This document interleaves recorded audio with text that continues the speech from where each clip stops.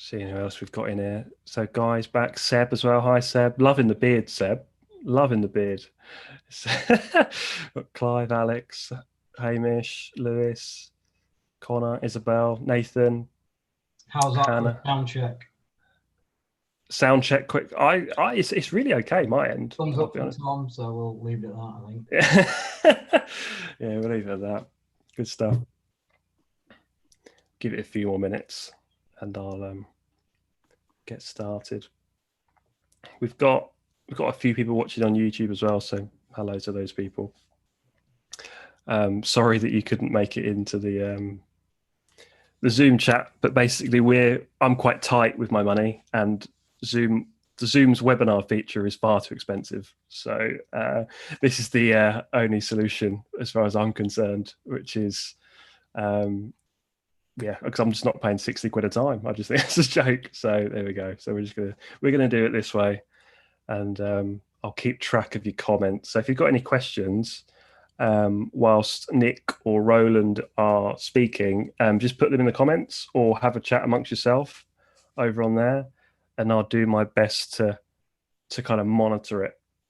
And yeah, so if there's any issues with sound or anything like that, then just seriously put it in the comments. And if I can't figure it out, then I'm hoping that someone else here will be able to bail me out when it comes to any kind of tech issues. And I should also probably apologize if you hear the dog in the background at one point or another. I'm quite expecting that to happen over the next 90 minutes. So if you do hear a spaniel barking, I can only apologize, but that's just the nature of the situation, I suppose, at the minute. So as it's 7, Nick, I'll just get started. I suppose we've got quite a few people in here now. So hi to everyone that's joined. If you don't know who I am, or you've never actually spoken before, or if I've never tried to find you a job at any point or another, my name's Brad. I'm a recruiter, so I'm not a designer myself. We started up Design Truth a couple of months ago now.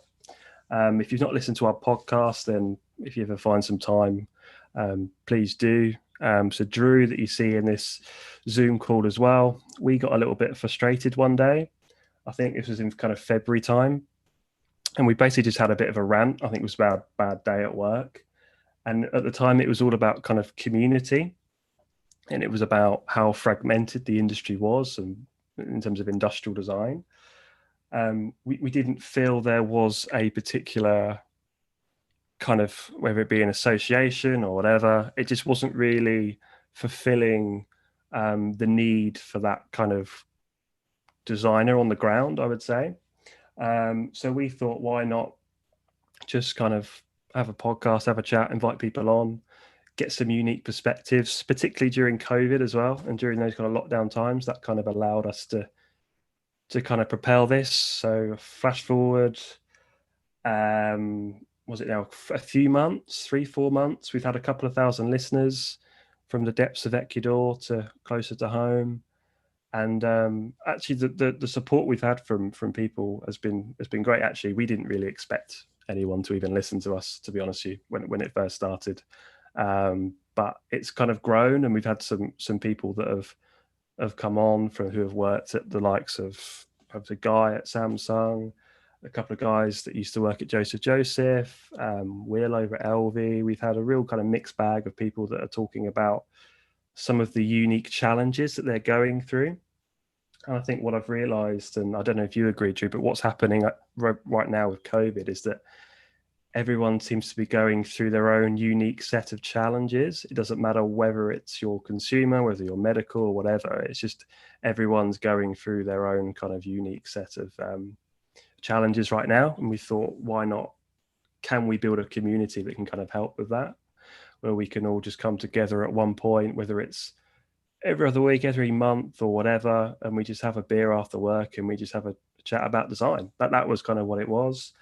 When we first started this up, we did want to go live. We definitely wanted to be more interactive. Whilst podcasts are great, there is something that's kind of missing out of that kind of interactive element. You kind of can go into a lot of detail about something, but you don't really, there's no kind of interaction there. It's just kind of one person's perspective. So we're hoping that today's or the next hour, an hour and a bit, is going to be of interest to you guys. It's very much kind of, is it beta or beta testing for us in terms of the format? So we've got two speakers, Nick over at IDC and Roland, who was at Kohler, Priestman Good, London in China, and Tangerine as well.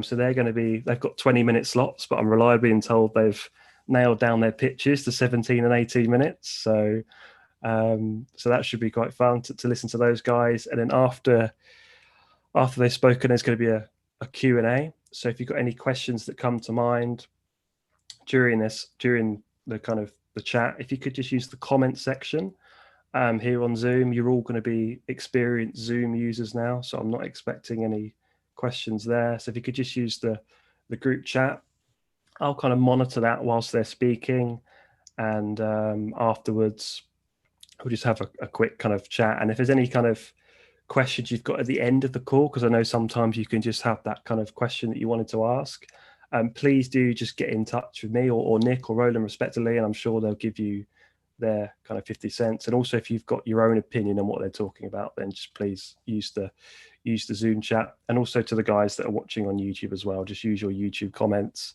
And if you're watching this recording afterwards, again, you can just basically just hound us on LinkedIn. We'll do our bit to get back to you and answer any questions that you've got. The only real thing is if you could just keep your mic on mute. I'd really appreciate that. And the reason is because when we're recording, I don't think anyone really wants to see other faces kind of popping up whilst they're talking. I've been on a few of these webinars, and you'd be surprised what some people are like, where they've got the kids in the background or the news on or something, and you can just hear them, and it's just not great. So if you could just keep your mic on mute, but once the Q&A starts, I may prompt you to unmute to ask the question. So do look out for that. But I'll pass you over to Nick. I've kept that brief to 6 minutes, Nick. So I'll give you an extra 4 minutes to play with. So feel free to split that up into 2 lots of 2 minutes. But I'll mute. I'll really quickly chime in with a big thanks to Brad for setting all of this up, because I think that's absolutely mega of him to do that and to invite everyone and look at how many people are here and online, and that's all thanks to Brad. He's done all of this entirely by himself. Me and Emma have basically taken a holiday while we've been doing little bits of editing, and also a massive thanks to all of you. I don't know how many people are listening, which is a bit weird. I know that I can see 1 page of 2 pages. I can see loads of faces and people just kind of staring at their laptops or whatever. So there are some people here. Yeah, and then there's people on YouTube as well, which is bonkers. So yeah, just thrilled. Thank you very much. I'm going to shut up now. You won't hear anything out of me. So yeah, I'm going to shut up as well. So I'll pass it over to you, Nick. And thanks for tuning in, guys. Cool. Cheers, guys. I will share the screen. Can you confirm you can see that, Brad?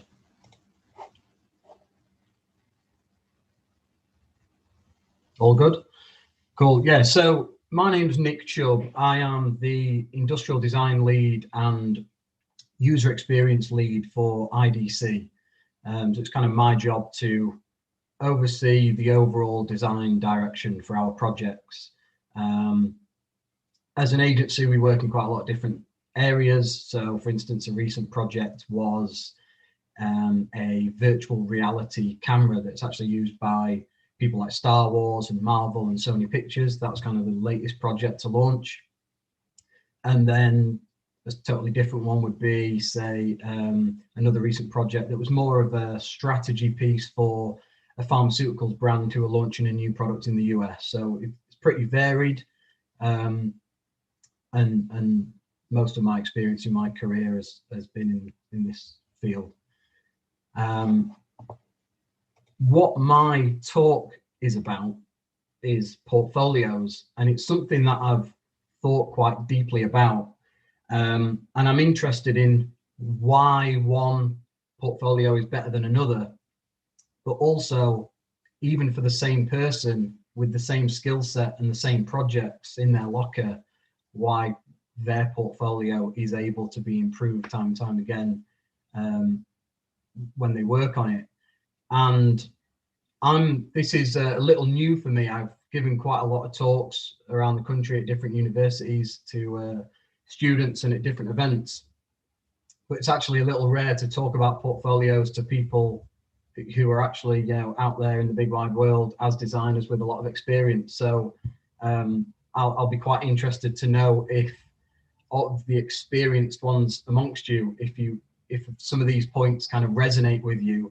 I've tried to select some of the things that I think are some of the key mistakes that I see being made beyond some of the more obvious things like, you know, don't use pixelated images and don't have a portfolio that's 100 pages long. I've tried to keep it as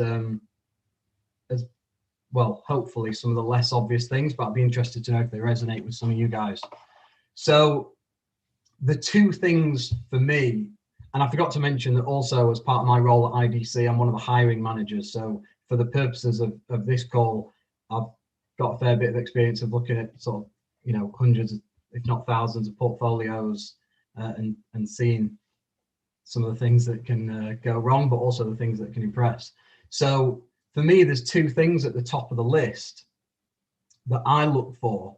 And there's a whole load of different skills that we're looking for, but there's two for me that rise to the top, and that's the quality of thinking and then also the quality of communication. And it's those two things that are right at the top in terms of assessing whether someone would be invited in for an interview.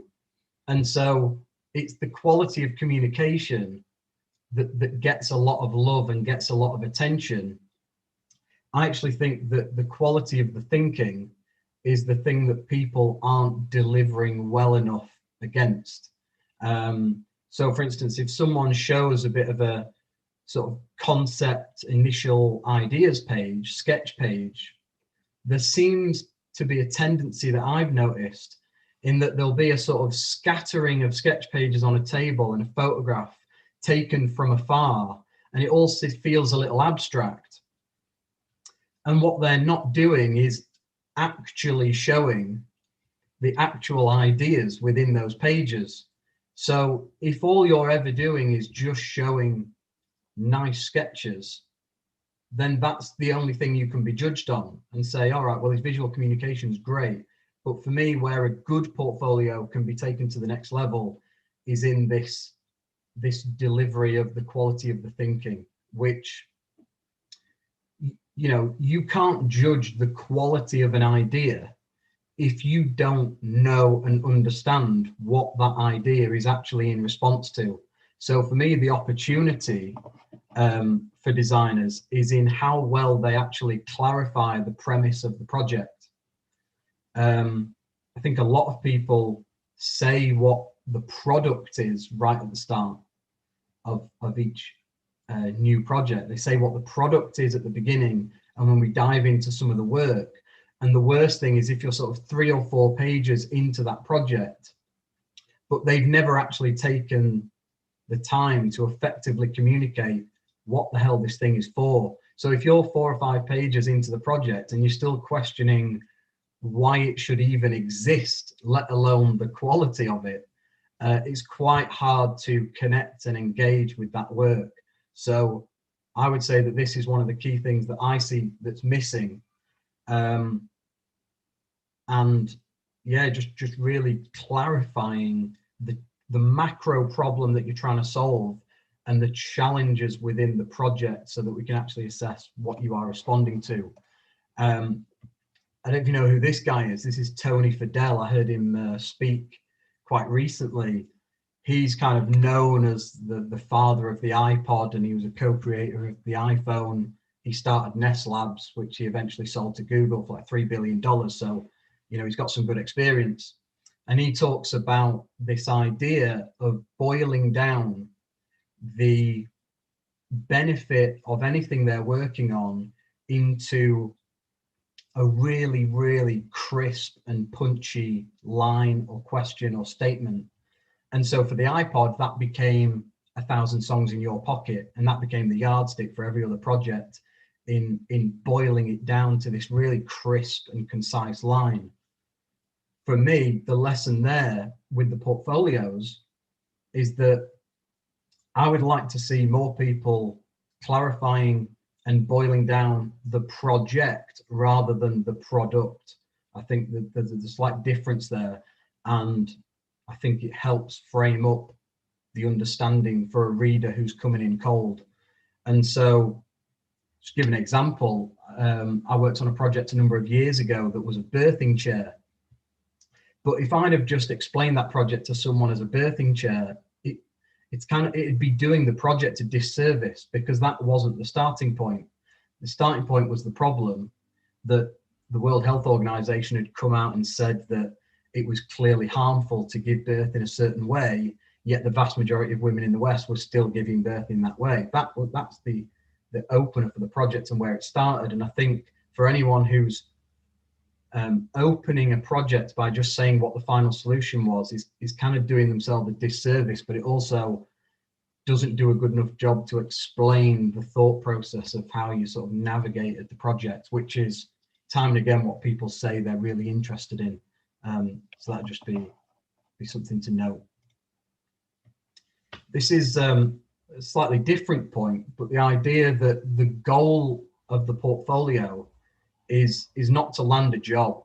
And the mistake here that I see people making, in my opinion, is that they're trying to tell too much with the portfolio. They're kind of trying to say too much, and there ends up being this very sort of diary approach to the portfolio of I did this, then I did that, and trying to tell every single detail. And what people end up doing is, because they think they need to tell the full story, and it's very hard to do that visually, that's where these massive big blocks of text come in. And I think if more people realize that they need to make visual impact, and all they're really trying to do is create enough intrigue to be invited in for an interview, I think all sorts of crap would probably start coming out of the portfolio. It'd be a lot more concise, a lot more visually impactful. And so that's kind of one of my messages that I promote, is that they don't have to tell the full story. And hopefully we can drop that word count as a result of that, because no one's going to read it anyway. I really like this quote. I hope you agree. You see it a lot in digital marketing and copywriting, which is, words are beautiful, more words are not more beautiful. And so I think just that mindset as well with the words that are used in the portfolio. Hopefully we want to be putting less in there in the first place, but for the ones that do remain, for them to be as concise and crisp as possible. Don't use 12 words when 4 will do. Another sort of main mistake that I see, that I believe is a mistake, or at least a missed opportunity, is that there's this idea of skill-rich pages. And so a skill-rich page, for instance, would be a really, say, like some initial ideas or concept development sketches. That's what I would call a skill-rich page. The opposite of that would be what I would call a commoditized page. So for instance, imagine if we got a really, really great designer and a really poor designer to do a page about existing products on the market or personas that were created as part of the early stages. Those types of pages, although they were important as part of the process of the project, they don't offer as much in the ability of the reader and the hiring manager to separate candidates. And the mistake I see is that people don't have a high enough concentration of skill-rich pages in their portfolio, which are the types of pages that people want to see.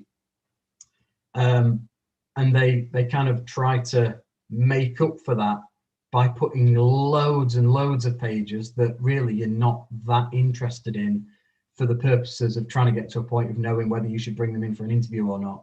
So whenever I'm reviewing portfolios and people want feedback, that tends to be one of the key things. I reviewed a portfolio yesterday that was a 26-page portfolio. The first ounce of any originality of any sort of visuals or sketches was on about page 22.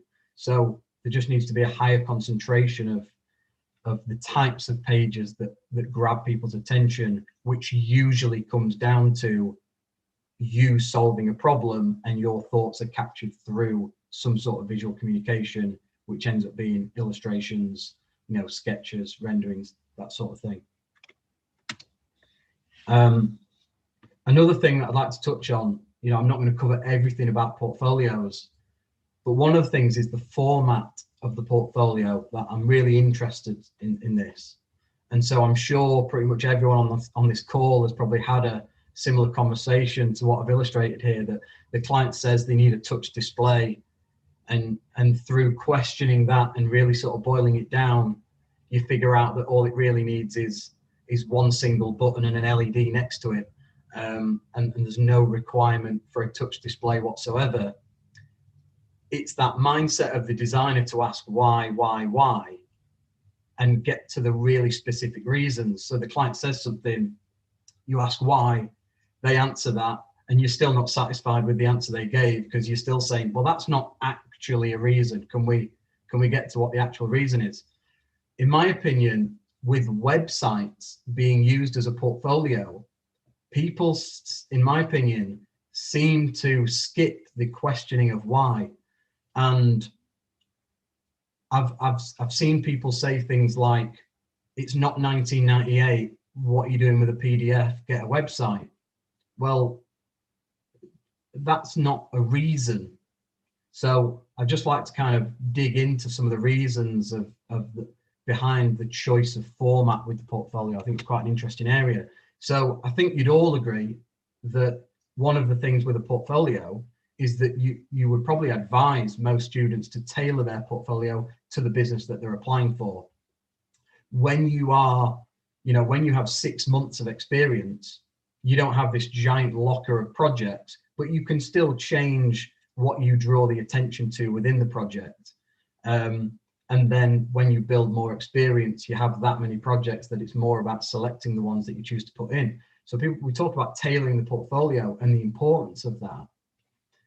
But then those same people will say, oh, use a website for your portfolio. And I just think that there's a bit of an oxymoron there, because if you're using a website to apply for a role, if you were to apply for 3 different jobs on a Wednesday afternoon, how on earth is there any tailoring going on if you're using a website for those applications? It might be slightly different if you are a digital designer. For an industrial designer, I actually see quite a lot of merit in the PDF, even though it might have been about since the late 90s. I kind of see that as irrelevant. It's more about what are the characteristics that it's delivering. And so there's this idea and this scale between application and discoverability. And so for me, a website comes into play with discoverability. It's a place that you can kind of direct people to as a central hub of, your corner of the internet. And you might have a blog on there, and you might have all your projects on there. But for an application, that's where I think a PDF actually has a few benefits. So I'd just like to kind of break some of those down, and I'd be interested to know what other people's thoughts are on this. So I've said about with the PDF, you have more of an opportunity to tailor the projects that you show. The other one is, there's a bit of a user experience risk with a website, which is I've had people apply to me for industrial design roles with a website, but they're not web developers. So the website was shit, and I ended up judging them negatively on the quality of the website, when really you don't want that as a hurdle between the review and your work. Whereas with a PDF, you kind of iron out any risk of the usability of the website or the experience of the website getting in the way of that. It's just page 1, then page 2, then page 3. So I would say that there is an increased risk, and a PDF gets rid of that. Obviously, if you are great and very comfortable with web development, then go for it. I do still think the tailoring aspect is important. Another thing that I've seen with websites is that people tend to upload everything that they have. So with a website, because every project is a different web page, people just upload everything that they did for that project because there's just unlimited space, because it's its own little web page. And from the home page, it looks really tidy.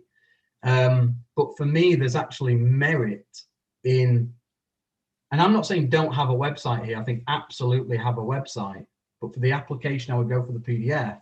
And part of that is that, and for anyone building a website, I would say going through the process of building a PDF will actually improve the website, because in my experience, there is a ruthlessness and a real sort of rigorous attention to detail with the building of a PDF, because you have a sort of limited canvas and you really have to think about, what am I going to show on this page and what am I not going to show, and how does this link to the next page?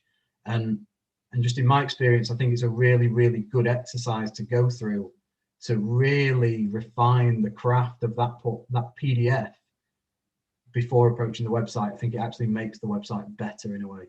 And then the other aspect is that the PDF is linear, so you are able to draw attention to what you want in a linear way. You know, show this, show this, show this. If you're showing a website, I can click wherever I want, and actually you might have a project that you don't think is great, but you put it on your website anyway, and you'd rather I spent more time looking at something else or looked at that first. So you kind of, with a PDF, you're in control of the experience at the other end, but with a website, I can kind of meander wherever I want. Not necessarily a bad thing when I'm just coming across it and discovering it, but for an application, I don't think it's as strong. There's one last thing I wanted to touch on. I don't know if I'm on my 16th or 17th minute here, Bradley.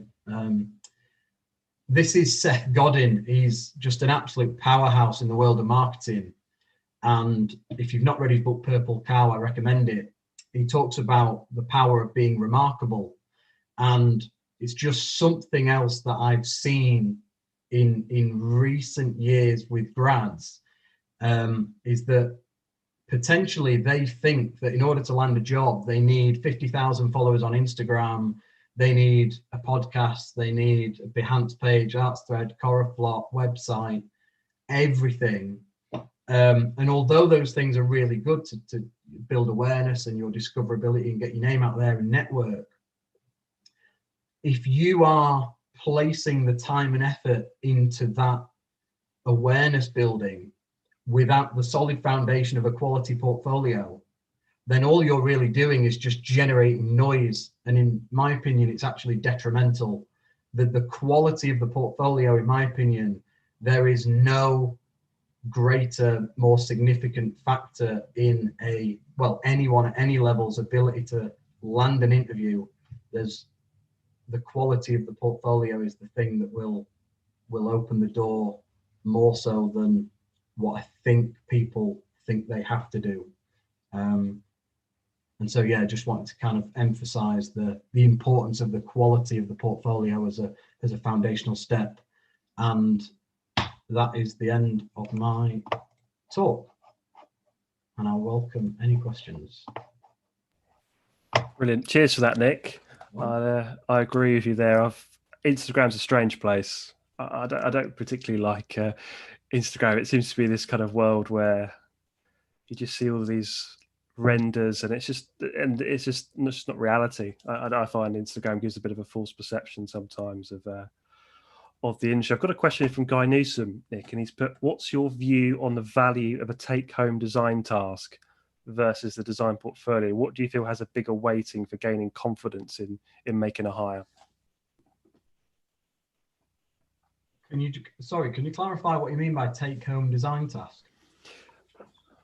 Am I right to jump in here, Brad? Yeah, cool? Go for it, Guy. Nice to meet you, Nick. It's really cool hearing your thoughts on this.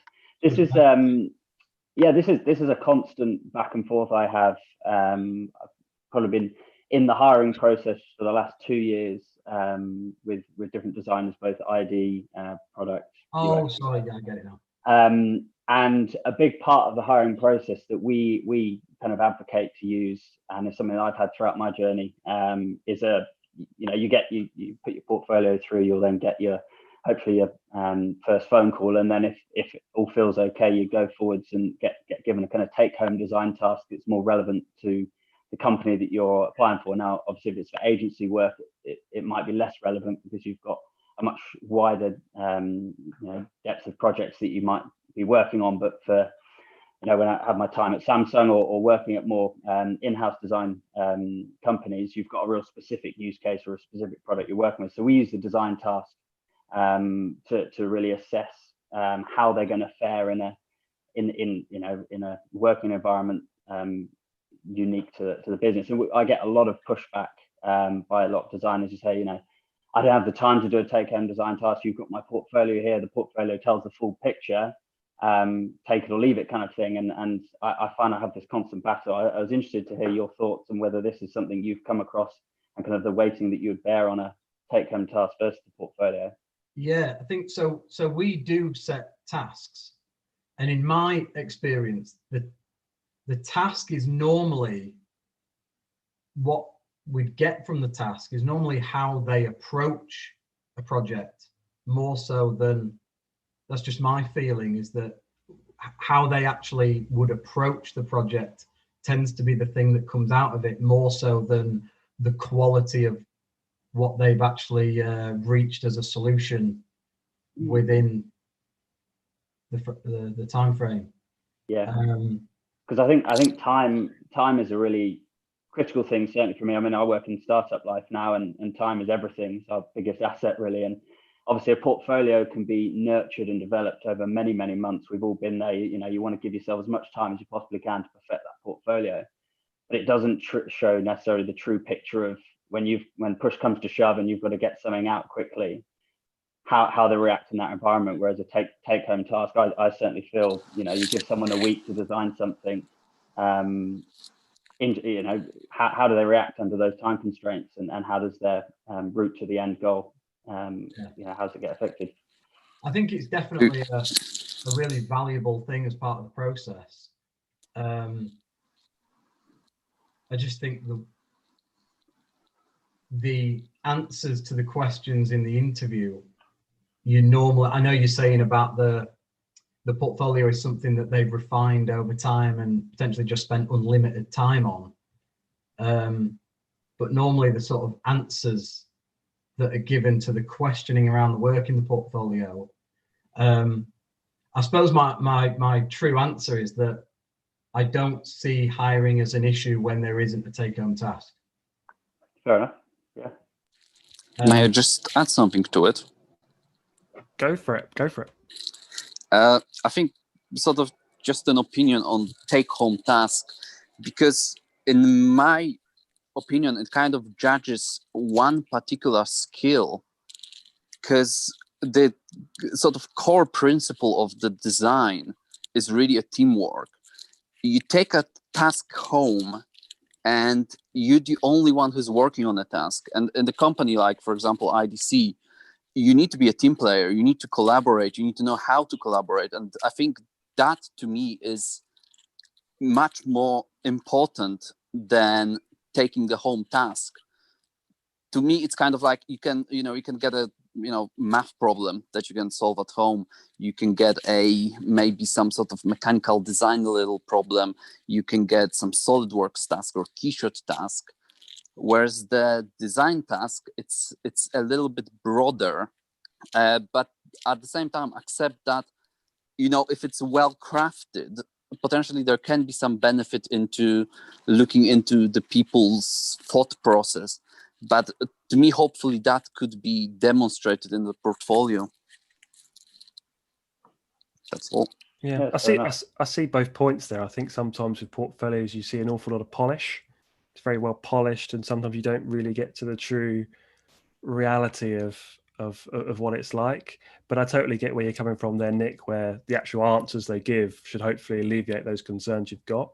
Yeah, because some people come with a really polished portfolio, and you ask them about a material or manufacturing process, and they basically shit themselves. Yeah, yeah. There's that kind of line around commitment as well. I think if you're you know, if you're, let's say, startup, it's all about investing into that kind of startup mentality. So if you've gone away and actually honed on a task for a week and then come back, that tells me as a hiring manager, or if I was a recruiter working on it, that person's super invested in this job. They've gone out their way, particularly if I've actually got a job as well. And sometimes that is also can be a part of a screening as well. But it's, again, I totally get both sides on that one. We'll move on to the next question, if you don't mind. It's from Anthony. I don't know if you wanted to unmute yourself, Anthony, and ask the question. Anthony Weston. Yeah, hi. Yeah, so for me, I guess so I've been I've worked my way up from I studied product design at Bournemouth University. I've been in the field now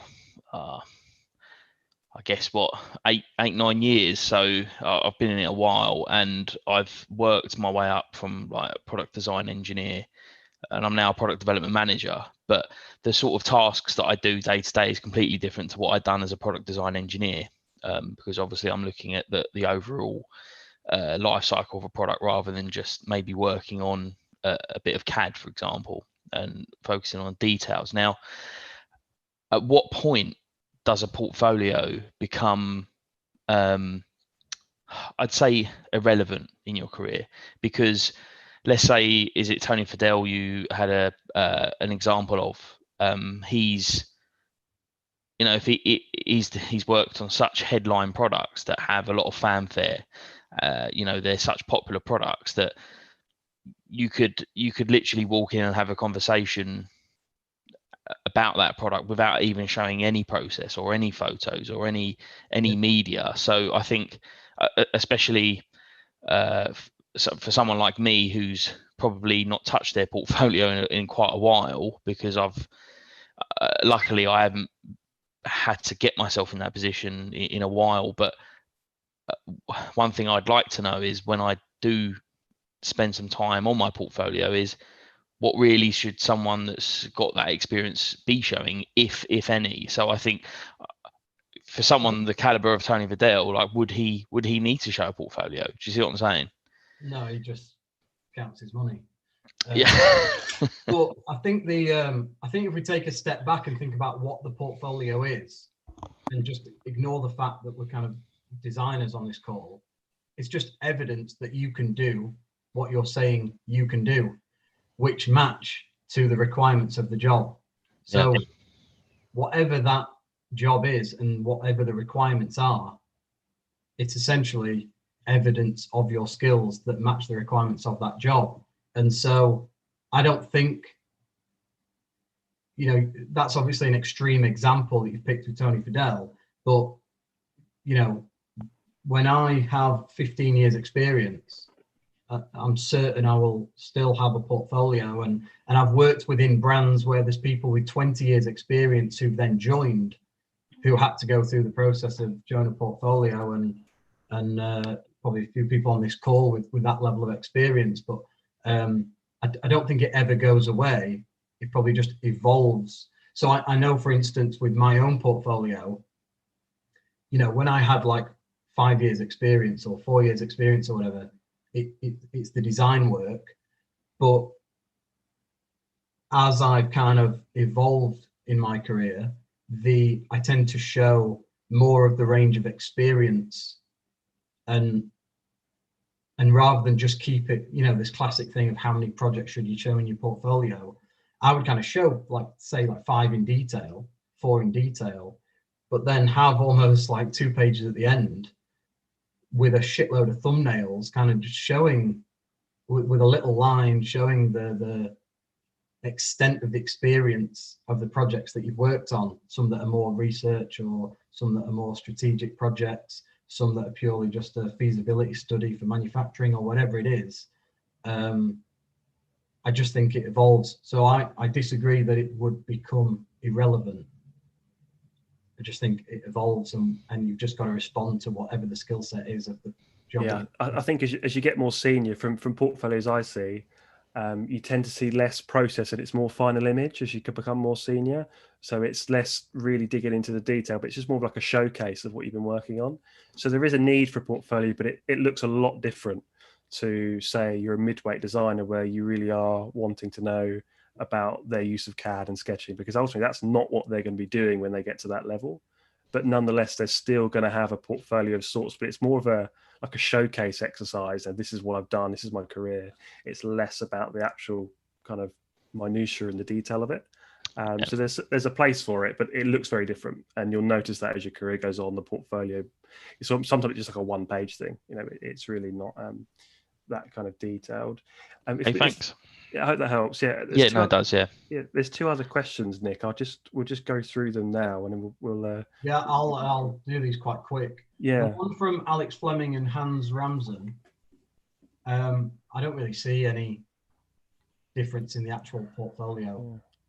To be honest, I think the skill set is slightly different on the job, but I don't think that because we've spoken so black and white as well, but there's so many in-house brands who operate much more like consultancies, and there's actually some consultancies who operate in what I would say is more like a brand. I think people are quite black and white about how they talk we've spoken about this, haven't we?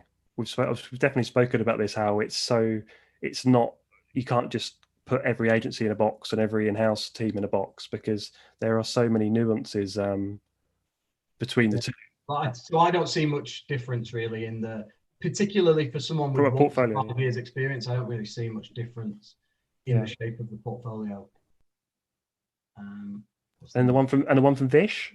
Yeah, hi Vish. How do you differentiate yourself from the pack? So this is something that when I give the talks at different universities and stuff, it's always a question from students, because the lecturers are normally telling them they need to inject the personality into the portfolio.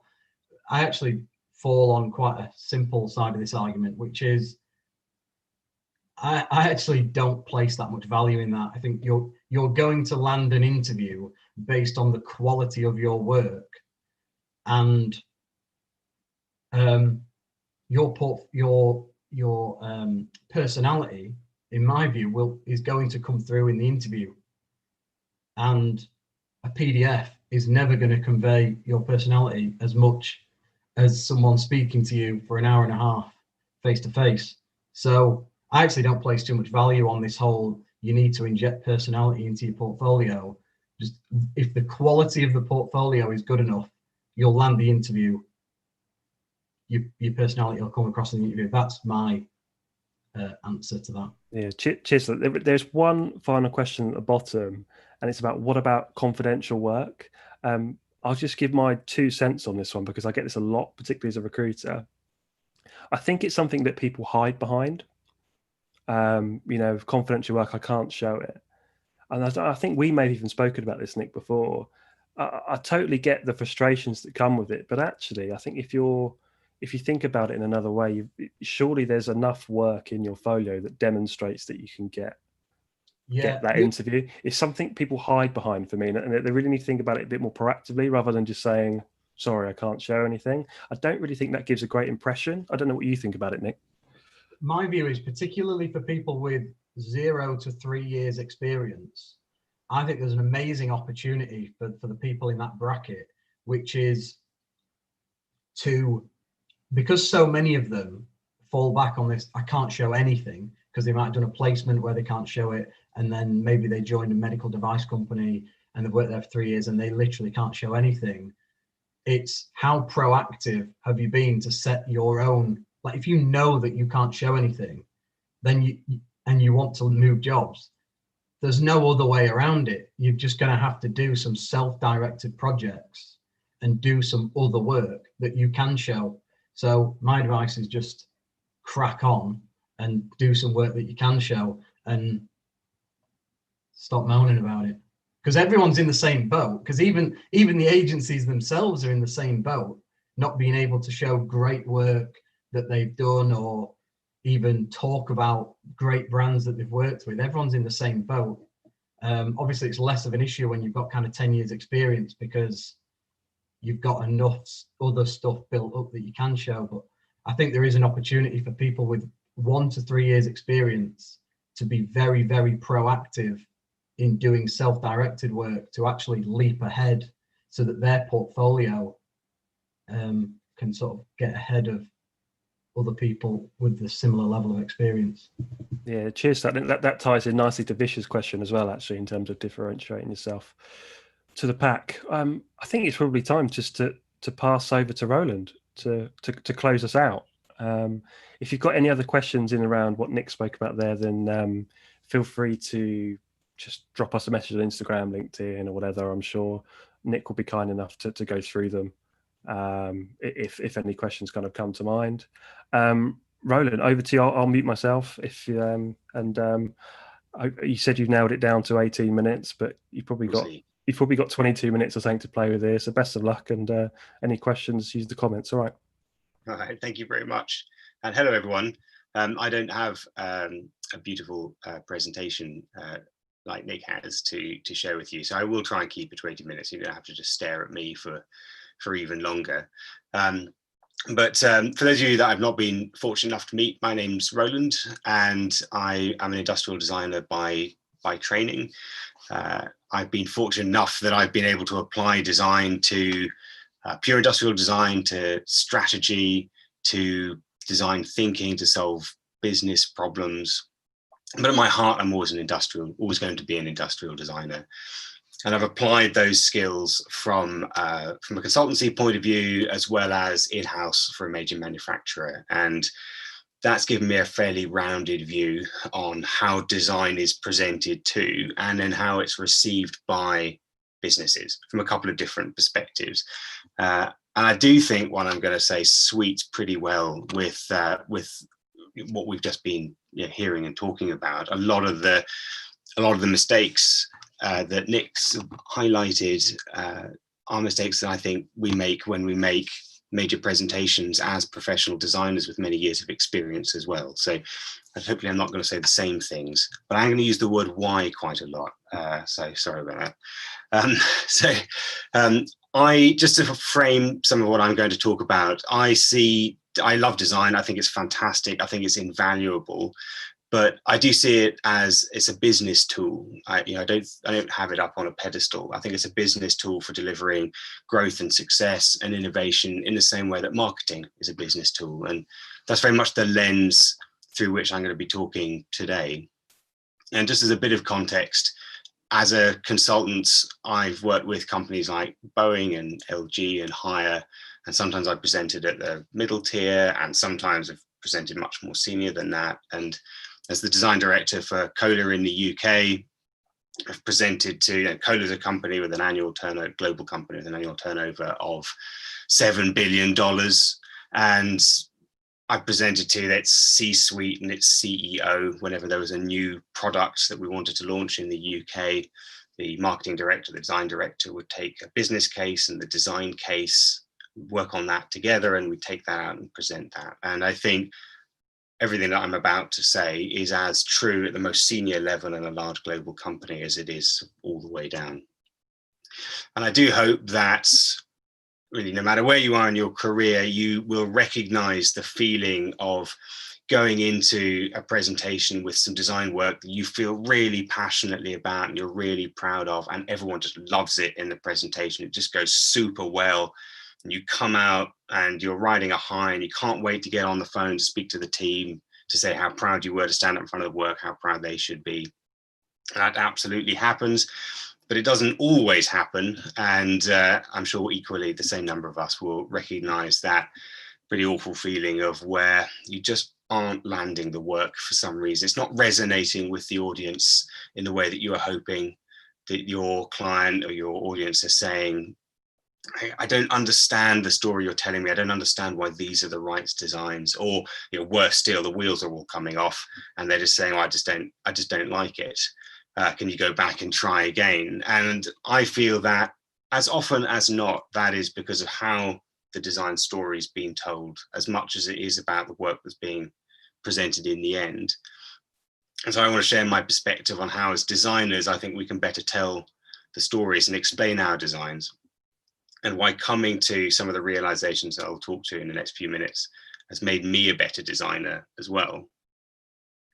And I don't want to kick off by, I've already used the word story a couple of times, but by saying that it's a word, it's a term, storytelling, that makes me a little bit uncomfortable. And I think we need a clear definition of that we can all sign up to, of what we mean by storytelling, because it's a term that we use a lot as designers. And I'm not sure that it means exactly the same thing to any two people, especially just within design, let alone outside of it. And I think that as designers, we're meant to be dealing in the currency of clarity. You know, we bring clarity to the fuzzy front end of the development process. We bring clarity to strategic exploration. And so it makes me a bit uncomfortable when we're not completely clear about one of our key terms.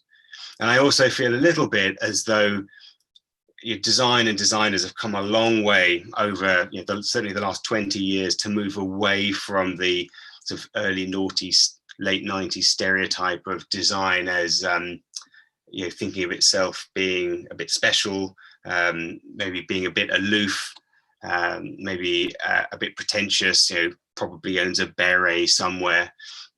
And that words like storytelling can, if we're not clear about what they mean, can sort of step us a little bit back towards the sort of bad old days of cliches. And I feel that's partly because the business world outside of design, or the business world that design can sit within, is largely an objective one, where logic and maths are used to make decisions and to limit risk. Whereas design, which I've heard 100 people, I've said myself after so-so presentations, is, well, design's different. It's subjective rather than objective. And whilst that is true, it doesn't mean that we can't present our conclusions and our recommendations in a way that resonates with wider businesses and has greater levels of clarity and increases understanding. And the shorthand that I use for this, and some of you will recognize I've sort of pinched this from somewhere else, but I'll say where, is why, how, what. So if you don't know who Simon Sinek is, then absolutely look for him on his TED Talks on YouTube, because he talks very passionately, very eloquently about why, how, and what in reference to brands. So people don't buy what you make, they buy into why it is that you make it. And I find it's a useful shorthand when talking about design stories as well, and just applying it in a slightly more narrow way. And by that, I mean, rather than concentrate on telling a story, much better to make a presentation, a clear explanation of why you've made the decisions that you've made, how you've made them, how you've evolved those decisions into a design, and finally, the what of what the concepts actually are. I'll come to some examples in a few minutes. And I feel that as designers, I know I've done this, that as designers, sometimes in our haste to get to the concepts, to get to the bit that we see as being really exciting, that's the meat of what we're here to do, that we don't necessarily take the time to build credibility into the front end, the right kind of credibility into the front end of that explanation. I guess to put it another way, I've sometimes described that as show you're working. So the design work you get to in the end is still going to be subjectively received, but the more clear you can be about what has guided your decision making, and this suits very much with what Nick was saying, the more you can get everyone to understand and hopefully agree with your logic. And then the less room there is for personal critique and opinion come the reveal of the design work in the end. And if there is disagreement in the logic that you've pursued, and that's fine, because disagreement and discussion is great, then because you've been really clear, you can drill right down into where the disagreement comes from or where the dislocation comes from. And you can leave that meeting with some really clear feedback that's then actually actionable afterwards, as opposed to a kind of general, well, I just don't know, these concepts just don't feel quite right. Can you go back and try again? And I've definitely heard that in the past, in which case you're just sort of stabbing in the dark and hoping that what you come back with will somehow resonate and not being sure. You'll remember that the person to whom you're presenting doesn't have the answers to. It's not and here's the final reveal. Are these concepts the right concepts or the wrong concepts? They just need to feel comfortable about how you've come to the answers that you're proposing. It's an ideal world. And if you've got everybody agreeing with your whys and your hows, and everyone's nodding and on board with the journey, then by the time you get to the concepts, they should just seem like a logical conclusion. And don't get me wrong, I don't mean that the output has to be mundane. It just needs to be explicable. And that actually the more exciting and innovative and disruptive the concepts you are, or the design directions you're proposing in the end are, the more clear you need to be about the steps that you took to get there. And that's how you make that the risk manageable. I do think it comes down to, I like to think of it as being about trust. So you or I might be the creative in the room or the user experience expert in the room, but you can't expect your audience to make leaps of faith about design work that they wouldn't make about other aspects of the business. So you can't just say, trust me, I'm the expert designer. You need to build that trust and then get everyone to agree, hopefully to agree at the end. So I obviously need to be able to talk about how can we make those stories credible. Well, of course, every client, every presentation, every project is going to be different. But I do think there are 4 key things that I look out for in presentations, that I look out for in my own presentations. And the most important one I'll leave to the end. So the first one is that it is absolutely quality and clarity over quantity. So reams and reams of competitor analyses and positioning matrices that show the market and have gaps circled in red with big arrows pointing at them are great context that might help you frame the design work that you're working on, but they belong in the design war room, or they belong in an appendix. They don't belong in the presentation that you're making to your client or you're making to your colleagues. So feel that if you can't talk through the design explanation and the concepts in 8 A2 boards, then it's probably too long for your audience. And remember as well that you're going to be leaving, or you're likely to be leaving this presentation with your client, with your audience, and they may well need to communicate the design story that you're telling when you're not in the room. They might need to set it up through their own hierarchy and structure. And if the story that you're telling is too long and it's too complicated and bloated by lots of work, but not necessarily a really clear story, then they're going to struggle to do that. The second thing is that, as a rule, whatever it is you're talking about, I feel just make it an observation, or even better, a really interesting insight, and then propose an action on that. So anything else around that is superfluous. And that can go in an appendix, it can go on supporting boards that sit against the wall backwards and can be pulled out. But it's much more like an equation. We saw this, we've interpreted that, and now we're making this decision and this recommendation based on that. So for example, you might be saying, by looking at online reviews, we know our main competitor and the predominant market share owner suffers from a complex legacy product hierarchy that consumers struggle to, in which consumers struggle to identify which product they actually want or which product they actually need. And therefore, rather than just kind of match their strategy and do it a bit better, we're going to propose not matching them product for product, but the opposite, a 3-tiered product strategy, product family with an overall family design language. And we're going to achieve differentiation by color, material, and finish. And we know that color, material, and finish is the best way to differentiate, because you look at the upper end of the price continuum, consumers are looking for interesting use of materials or tactile materials. That's less important at the bottom end of the continuum above all else. And that's why we're proposing what we're proposing. And if you need more detail, or you need proof that that's the right strategy to pursue, then you can pull out the appendix and you can go to all those graphs that came out of the user research that you did. Thirdly, and actually this doesn't just apply to presentations in general, remember that design is a team player. I think one of the biggest changes in design over the last 15 to 20 years is, as a lot of it's moved in-house, design is much better at working with the wider business rather than just kind of next to it and going for the big reveals.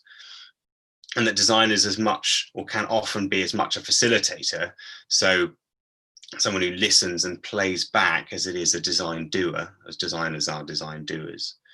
So I would say, if you have the opportunity, absolutely involve predominantly marketing, people who are going to have valuable input from other elements of the business, involve them in the whole process, not just a heads up to the presentation at the end. Does this work for you? Get their input all the way along. And that's really useful because, first of all, it's somebody with a vested interest in what you're all working on, who you can bounce ideas off, who's outside of your own head or your own team or your own industry. But it also means that once you've sort of synthesized their perspective and rolled it into the story that you're telling, you've got a lot more credibility. You can talk to that you've done that. You've automatically got more credibility, and actually what you're presenting will be more robust. And it's even better if you can actually present jointly with them. And I appreciate that's much easier to do in-house than it is as a consultant. But it's a process point that I like to see done a lot more and be involved with a lot more. And then lastly, I think the most important, I think if there's only one thing to take away from what I'm saying, it's present in the language of the people to whom you're talking. And I don't mean just pepper your presentation with a few buzzwords. I mean, really understand some of the analysis tools that your audience, I'm thinking particularly marketing, use, and then tell your story using those tools. So for example, I have found it much less useful to talk generally about what it is that consumers want, good value for money, a product that will last forever, and much more useful to talk very specifically about things like what drives consumer preference at point of sale, because that's a really targeted, really clear metric of what it is that's going to get somebody to buy one product over another one. And actually the two aren't necessarily the same.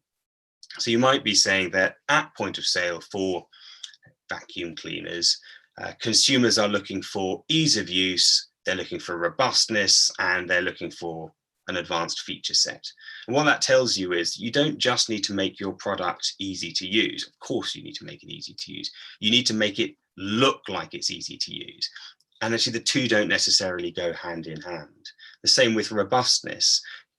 A single large molding with soft edges may be just as robust as a shape, a form composed of lots of little detailed parts going together. But in the minds of the consumer, is the former going to look like it's going to be more durable than the latter? And if it is, then that's going to drive you in a particular design direction. And that's very closely linked to the third thing, which is unpack brand values. Show that you really understand the brand to whom you're presenting. What does it stand for? I don't mean values like honesty and integrity. I mean brand values, the things that differentiate it from its competitors, so that you can then say, and these are therefore the physical manifestations of those brand values. And you can demonstrate then why the designs you're proposing in the end are right for that specific brand, rather than what might be great designs, but could also work for somebody else. And I've been in presentations where clients have said, I love the designs they're that I'm looking at, but how do I know that they're going to work for my brand? And that's partly how you answer that question. This is something that I've talked a bit about in some of the articles that I've posted over the last couple of months on LinkedIn, which now I actually come to read that out aloud. Just it's a shameless plug to get more people to read them. But by those brand values, I mean, an example I've used is supercars are an easy one, but it would work just as well for supermarkets, that say Porsche and Lamborghini almost certainly have something like high performance as one of their brand values. But as companies, they interpret that, and the physical manifestations of those is completely different. So Porsche is much more high performance communicated through lean, muscular, athletic form. and Lamborghini communicates high performance through aggressive, futuristic space weaponry design. They're both completely valid. They look completely like high performance machines, but they represent two very different company philosophies. And it applies to things like robustness. I mentioned robustness a minute or two ago. And that if you've understood how a brand sees itself, how it communicates itself to its consumers, then that will tell you what the right kind of robust design that you need to then apply, rather than something. So a brand like Caterpillar or DeWalt will communicate robustness in a very different way to a brand like Morphy Richards.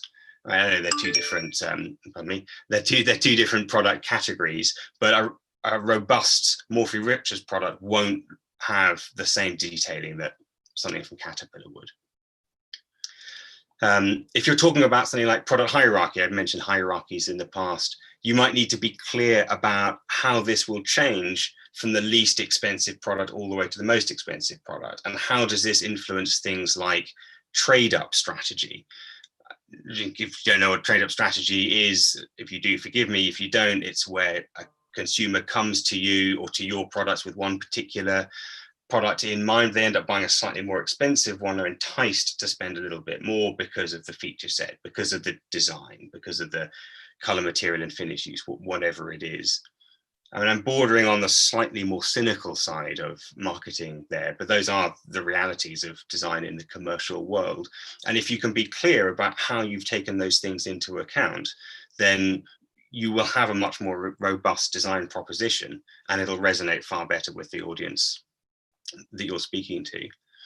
And the last one that I could think of was customer value propositions, or CVPs.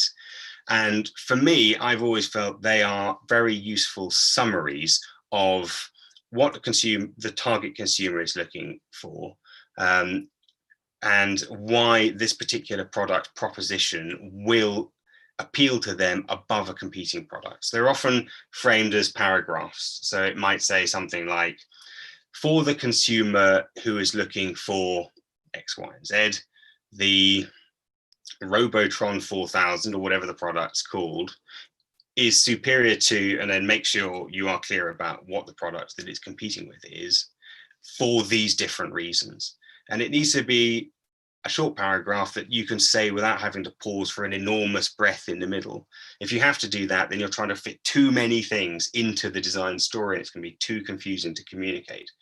And if you can't write the CVP about the product proposition, then there's not enough there. So I guess what I want to leave you with is the idea that I've talked about all of this as though it's something you do at the end of the design process in order to make a compelling presentation. But actually, all of the things I've just talked about have a very symbiotic relationship with how we go about doing design as well.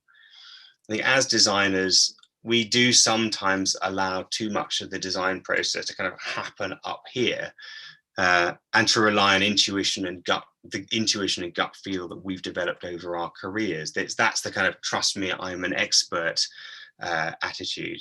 But I do feel it's much better to integrate some of this more albeit marketing-led analysis and structure into the front end of the design process itself. And as I've done more and more of that over the years, I think it's given me clarity, and it's made my designs better, because I've had to work through my own thought process and my own decision-making process. And I've had to sense check that rather than just kind of go for it on gut feel. It's made me more consistent. It's made me more understandable and efficient as a designer. And it's definitely made me a better storyteller. And it's made me somebody who the audiences want to have a design conversation with, approaching those conversations with one of positivity and clarity, rather than the designers are coming in to do a presentation. I really hope I like what they're going to show. So, thank you. Brilliant. Cheers for that, Roland. It was nice to get your. I'm going to come off mute. Just to interrupt, Brad. I have checked on YouTube for questions, and I've put it into the chat. But Roland, the comment I have is he explains everything so well that it really doesn't leave much room for questions. Amazing. And I just replied, here. So thank you very much. I'm going to mute. I'm going to shut up, but thank you. Thank you. Oh, if there is any questions, even if it's just about something completely different, but you just want to ask Roland some questions, then please do fire away and put them in the comments section. I ask a question without typing it. Go on, Nick. Really enjoyed that, Roland. Cheers for that.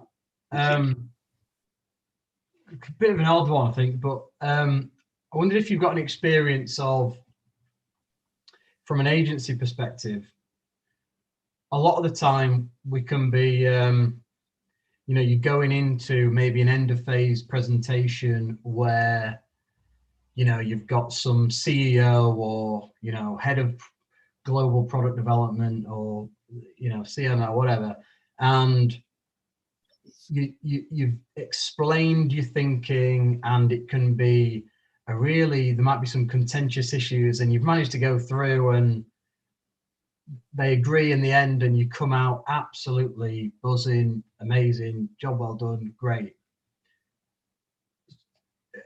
Do you have many experiences where there's actually been such little pushback that it almost feels a little disconcerting, that you kind of it's almost gone through too smoothly? And just wondered if you ever take any additional steps, or if you could just speak on that, the experience where you feel like it's gone too smoothly almost. Yeah, I feel like I have to say every presentation I've ever given has just gone down so well. That's that's definitely happened a few times, and you're right, it does feel a little bit like once the elation of that went as well as it could possibly go has worn off, there's the sense of was that too easy? And I think it's worked. Those relationships have worked, or all relationships have worked best when there's below the big presentation, there's an ongoing dialogue. And so being able to reconnect with the client or to somebody who's managing things to say, is there any follow-up that we need? Is there any other material that will help on the ongoing? Has always helped. I can't think of an example of where it's then all fallen apart afterwards because we didn't do that. I wondered if you saw it as almost as a risk, if there was very little pushback. I don't know. I think the bigger risk has been where the person with whom you've had the largest amount of contact has not made it clear to the CEO, to the bigwig that you're then presenting to, what they haven't done their why. So the CEO is not clear about what the project is before you even get there, and so you don't want to go in and start right from the beginning of creation to then explain the whole design story. And one has assumed a certain amount of run up so you can hit the ground running. And so I've definitely been in a situation a few times where we've almost come a bit unglued because the person to whom we're presenting is saying, well, hang on, I don't really understand why we're all in this room in the first place. But I think that, and that's always going to happen. I think that says more about the person in that senior role than it does about anything else, because who would agree to go to that meeting without understanding what it's for? But I guess it's always useful, a bit like to the point that we both made, it's always useful to have at the back of your mind just the really clear overarching, if we were to start from the beginning, this is where we were, this is why we're all together, and this is why we're now talking. I feel like I've talked around your question rather than actually answered it. No. There's a question here, Roland. It says, is there any advice that you've got for junior designers? But the caveat of the question is at a small design consultancy. But I suppose if we just open that up a little bit, as someone that's kind of got the t-shirt now, what advice have you got for juniors coming through?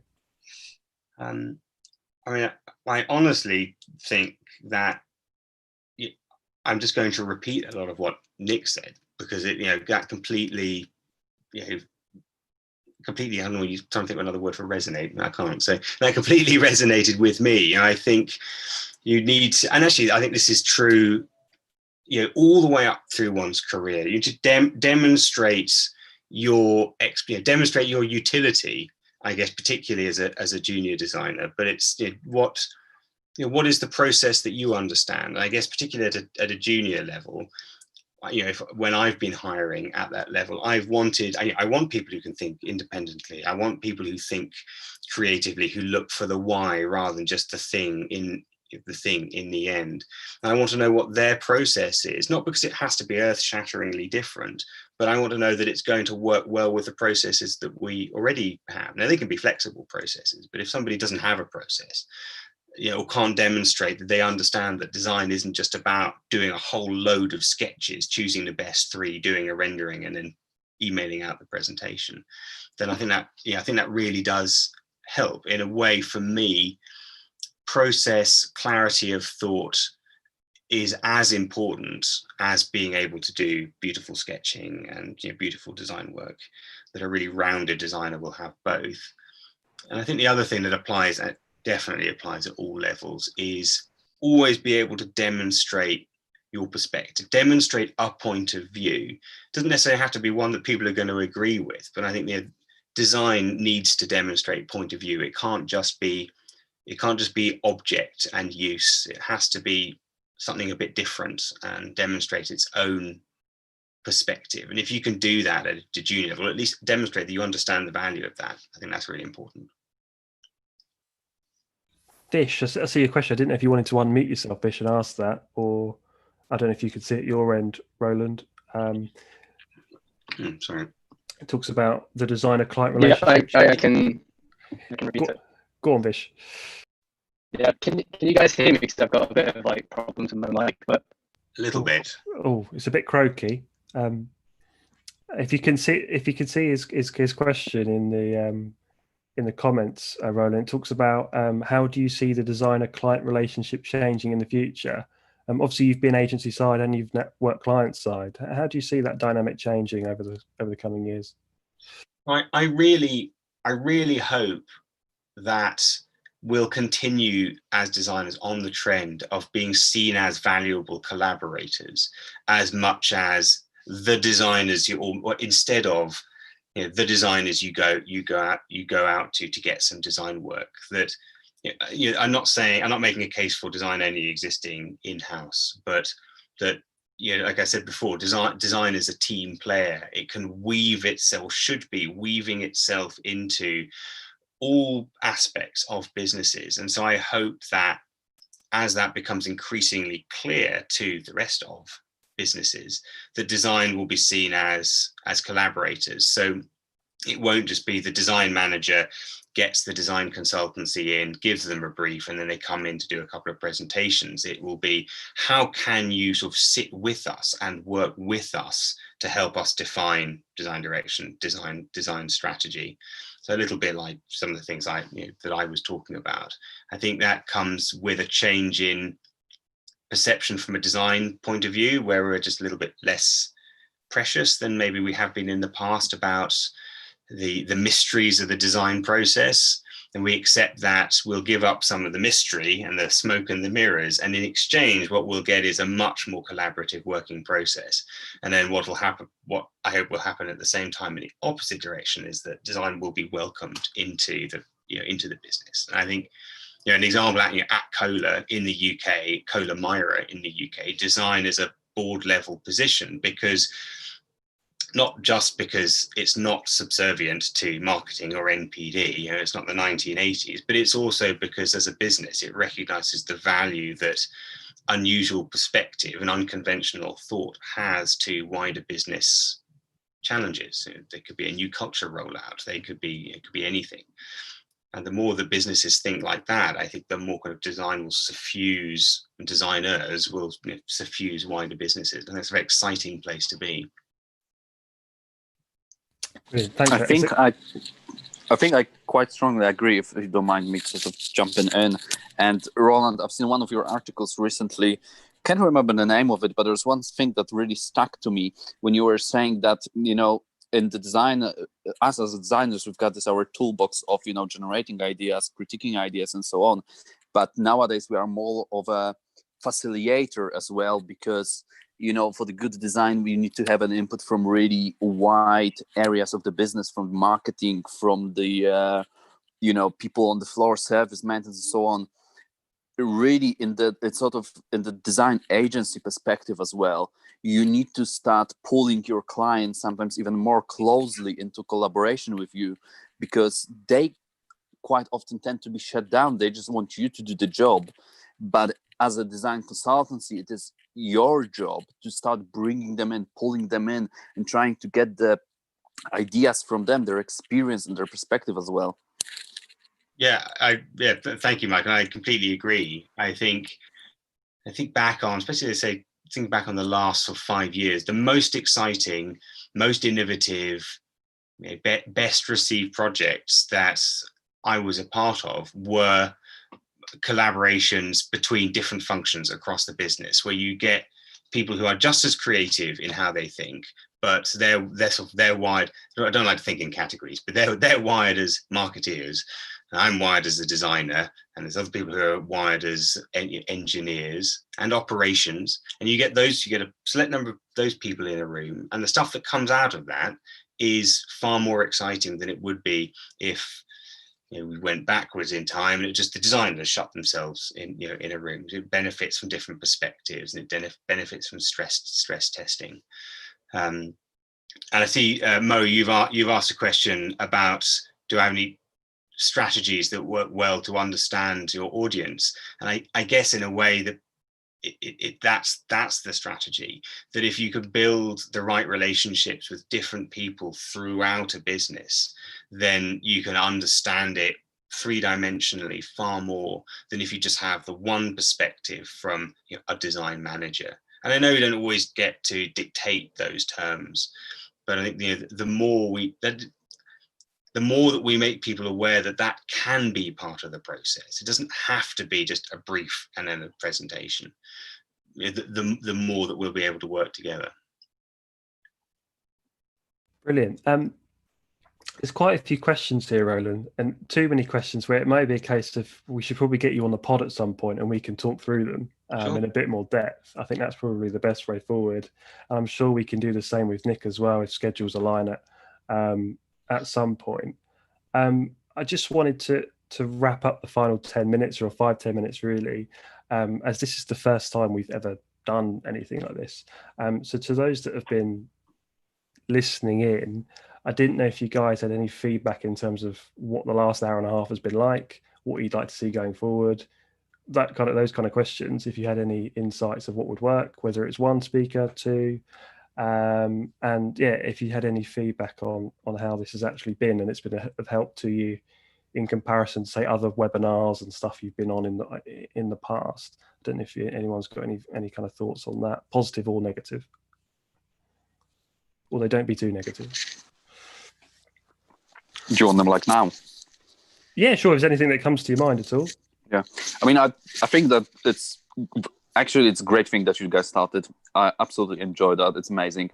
The great thing about this is it really connects a lot of people from the industry to just sit down and just have a conversation and to really sort of focus on some of the points that, as we've done today, we've talked about portfolio and we've talked a little bit about communication and the clarity of that, how we sort of present to the clients or to sort of, other parts of the business, which is really amazing. And I think, something like that should be continuing with the focus on really bringing the people from the industry together, just so we can have this sort of insightful discussion really into our into the things that we do daily. So probably the more of that discussion we can potentially have, the better it is, sort of for the benefit of everyone else. Yeah, brilliant. I appreciate it. I think they do something over in the States called Lens. I don't know if anyone ever listens to that, which is quite good. in terms of if anyone ever wants to speak at any of these things, then by all means, my emails and LinkedIn is always open. So you can always feel free to, if you've got something to say and you feel quite passionate about it, there's a 20-minute time slot there for you guys. How do you feel about 2 speakers? Do you think 2 speakers works, or one? What would you prefer in terms of a layout, or does this layout kind of work for you guys? I think 2 is good, Brad. It was nice to kind of have a break in division in the time period, and yeah, I think it allows you to kind of cover a more broad range of topics as well. So yeah, I think it's a good format. I think it worked well. Time wise, you've kind of kept it pretty tight in the bud as well. So yeah, it's all good. Yeah, brilliant. Cheers. Well, thanks, guys.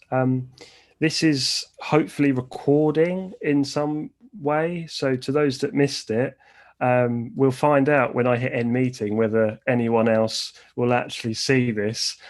So before you go, I think the one message for me is, if you could, next time you're on LinkedIn or Instagram, or I know some of you grads are maybe on things like TikTok or whatever, but if you could just spread the word, we'd really, really appreciate that. Whether it's just a picture, whether it's a thumbs up or whatever, anything you can do to pass this on to people that you know in the industry, whether it's our podcast, whether it's these kind of webinar things, if you could just pass it on, we would super appreciate that.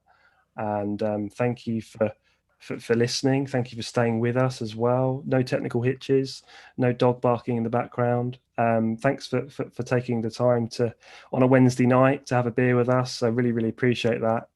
And we'll have to do this again sometime. So thanks, guys. And yeah, I'll see. I'll probably try and find. Go on. Sorry, Drew. Sorry, we've got like half a dozen or more questions that we didn't get a chance to get to. So just want to say to everyone who's still watching, we're going to try and get to those. And I have no idea how, but thank you very much for all the questions. That's amazing. Thank you. Cheers, Drew. Cheers for that, Drew. And thanks to everyone that spent their Wednesday night with us. Hope you have a great rest of the week, and we'll all catch up soon. See you guys. I'm pretty crap at ending these kind of things. So thanks guys, and we'll catch up soon. Thanks everyone.